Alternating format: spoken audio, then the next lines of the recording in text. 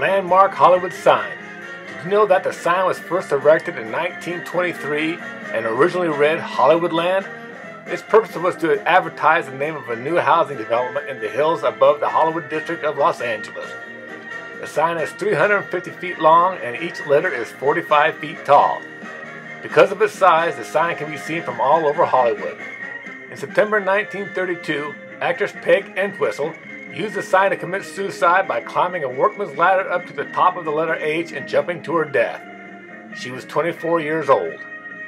Now let's go to 6925 Hollywood Boulevard, what I like to call Ground Zero in Hollywood. There you'll find the Grauman's Chinese Theater. The theater opened up for business all the way back in 1927. Directly in front of the theater, you'll no doubt see throngs of tourists making personal comparisons to the nearly 200 celebrity handprints and footprints in the concrete. Now let's take a look at just a few of those imprints. Gary Cooper. That spot just to the left of that boot is an imprint of the Duke's fist. Jack Lemmon and Shirley MacLaine. The Marx Brothers. Clint Eastwood. Robert De Niro. Steve McQueen. Henry Fonda. Alan Ladd. Jane Russell and Marilyn Monroe. By the way, that person named Sid that everybody was thanking in cement was Sid Grauman, the owner of the Grauman's Chinese Theater. So, you say all those handprints are great, but that you want to see more of them? Please, sir, I want some more. Well then, hurry on over to the old Vista Theater. Built in 1923, it too has handprints of the stars. Although, admittedly, these aren't as big a name of stars. It's kind of like the poor man's version of Grauman's Theater. Here's Sarah Jessica Parker and Martin Landau. Right next to it is Honor Blackman. And here's John Landis. That's all fine and dandy, you say, but I get the feeling you want some more. Is that right?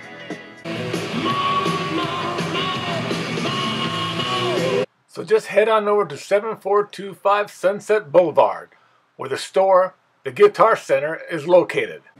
Outside are the many handprints of the rock stars. Also, displayed on the walls are several plaques honoring the rock stars.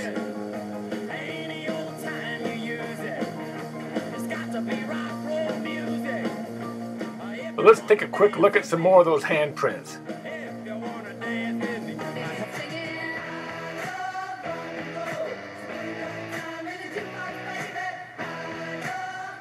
Leave it to Grace Flick to do something completely different.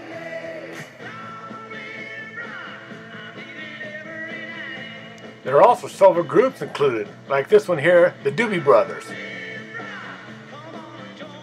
Here I am comparing my hand to B.B. King.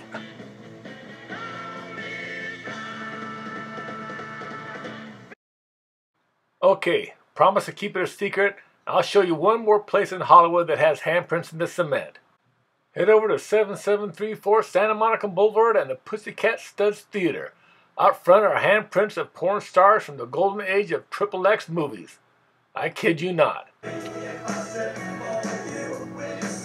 Here's Harry Reams' handprint. Here I am comparing my hand to Harry Reams. What do you know?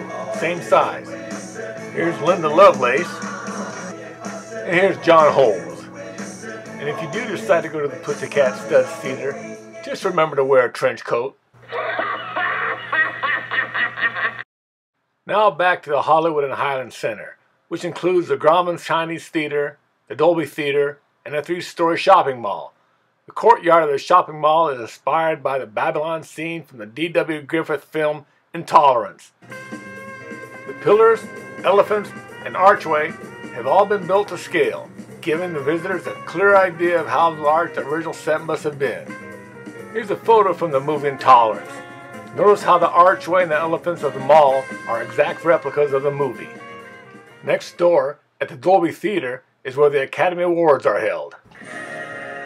On either side of the theater's grand staircase are lists of the movies that have won Best Picture, year by year. The winner for 1975, 2006, and 2007. A block north of this, on Franklin Avenue, is the Highland Garden Hotel. If that doesn't ring a bell in that little pea brain of yours, try this. It was once known as the Landmark Hotel.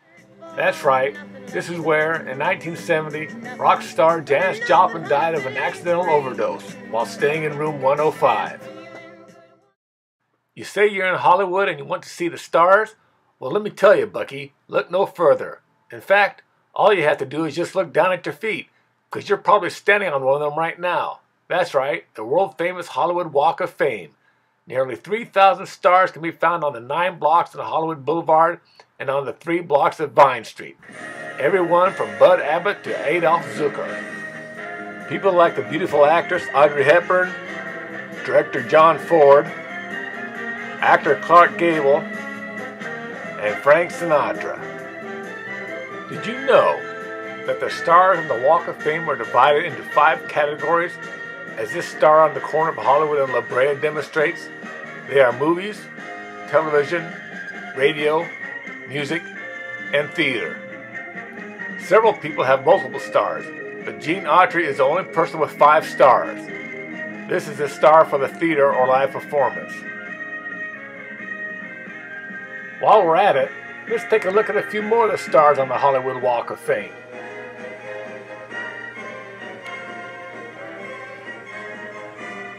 It just so happens that the 2000th star was awarded in 1994 to the beautiful Sophia Loren. Va va voom. You've got the famous names in film, the not so famous names, the not even close to being famous, Fred Niblo, and who the hell is this clown? Here are a few with stars for recording. There were flowers on David Bowie's star because he had just recently passed away. Here's that clown again. You've got stars for the littlest entertainers in Hollywood, all the way up to the biggest entertainer in Hollywood. Okay, get your pens and papers out. It's time for the dreaded pop quiz. What do Leonardo DiCaprio, Julia Roberts, Clint Eastwood, Dustin Hoffman, Robert De Niro, and Judi Dench all have in common? None of them have a star on the Walk of Fame. I know, kind of hard to believe, isn't it? But it's true. At the far western end of the Walk of Fame, at the corner of Hollywood and La Brea, you'll find the Hollywood Goddess Gazebo. The Eiffel Tower-like sculpture is supported by 4 of the ladies of Hollywood: Mae West, Dolores Del Rio, Dorothy Dandridge, and Anna Mae Wong. At the gazebo, you'll find 2 of the biggest names in music: Elvis Presley and the Beatles. Hollywood and La Brea is as far as the Hollywood Walk of Fame goes to the west. Fittingly, there you'll find a star for the Dead End Kids. But there's more to Hollywood Boulevard than just the Walk of Fame. You'll find these on just about every street corner. Need to do some shopping? Oh, there are plenty of stores for that. And keep your eyes peeled for the Hollywood murals that are around. On the corner of Hollywood and Wilcox is the You Are the Star mural. While you're there, try and see how many stars on the screen you can see sitting in the audience. Oh yeah, there's, what's her name? And that's, geez, what? Right on the tip of my tongue. Oh yeah, those 2 starred in that movie together. Fly me to the moon. On the side of Michelle's restaurant is one of my favorite murals, that of Frank Sinatra. Almost makes you want to eat at that restaurant. Right across the street is a mural of his daughter, Nancy Sinatra. One of these days these boots are gonna walk all over you.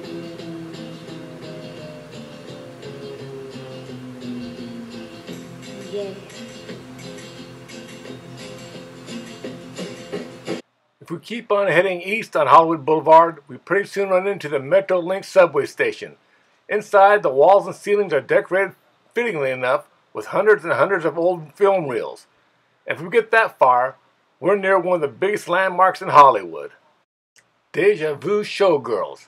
Thousands of beautiful girls and 3 ugly ones. Okay, that is there, But what I was talking about is the corner of Hollywood and Vine. And in case you're unsure about that, there are plenty of other signs there that will tell you the same thing. There isn't much for tourists to see at that famous corner, but there is one instantly recognizable landmark, the Capitol Records Building. Built in 1954, the 13-story high building was designed to resemble a stack of records topped by a stylus. And yes, the stylus does blink the word Hollywood in Morse code. Capitol Records has promoted such famous acts as the Beatles, the Beach Boys, Pink Floyd, Frank Sinatra, and Tina Turner. The Beatles have their own individual stars right out front of the building, while the Beach Boys are just down the street. Just below the Capitol Records building is the Jazz Artist Mural. Unveiled in 1990, it includes several jazz icons on it. From left to right, these artists are Chet Baker, Jerry Mulligan, Charlie Parker, Tito Puente, Miles Davis, Ella Fitzgerald, Nat King Cole, Shelley Mann, Dizzy Gillespie, Billie Holiday, and Duke Ellington. Finally, let's head south a few blocks to 6000 Santa Monica Boulevard. This is where we find the Hollywood Forever Cemetery. One of the oldest cemeteries in Los Angeles. It is here that you'll find the final resting place of many of the stars of Hollywood. Let's take a look at several of them. Here is the surprisingly modest crypt of superstar Rudolph Valentino. Across the corridor is Peter Finch of network fame. I'm as mad as hell, and I'm not going to take this anymore! Then there's actress Joan Hackett. Don't know who she is? Well, who cares? I love her crypt. She obviously loved her beauty sleep. Then there's Victor Fleming. Who is Victor Fleming, you ask? Well, he only directed Gone with the Wind and The Wizard of Oz, both in the same year. This is where Mickey Rooney is buried, although I don't know about his 8 ex-wives. Here is the final resting place of Tyrone Powers. And this opulent gravesite belongs to that swashbuckling star, Douglas Fairbanks. If you've ever watched a Warner Brothers cartoon, then you know the voice of Mel Blanc. His headstone reads, "Man of 1,000 voices," and that's certainly true. Also buried here is Carl Schweitzer, better known as Alfalfa from our Gang series. He was shot and killed at the age of 31 over hunting dog. Here's the gravesite of famed movie director Cecil B. DeMille. I guess I'll be waiting for a long time for that close-up. This is where Don Adams is buried. Adams is most famous for his role of Agent 86 in the TV show Get Smart. There are even more celebrity grave sites at this beautiful cemetery under the Hollywood sign, but there are also several memorials located here. Near the Douglas Fairbanks grave site, you'll find this bronze statue of a small dog. This is a memorial to Toto, Dorothy's dog from the movie The Wizard of Oz. By the way, Toto's real name was Terry. Near the lake, you'll find the memorial to the blonde sex symbol Jane Mansfield, who died in a car accident. Her actual grave is in Pennsylvania. Also near the lake, you can't help but notice a statue. It's dedicated to Johnny Ramone, the founding member of the rock group The Ramones. Well, that's about it for this video on Hollywood. There's more to see and do there, but I've ran out of time. Hope you enjoyed it.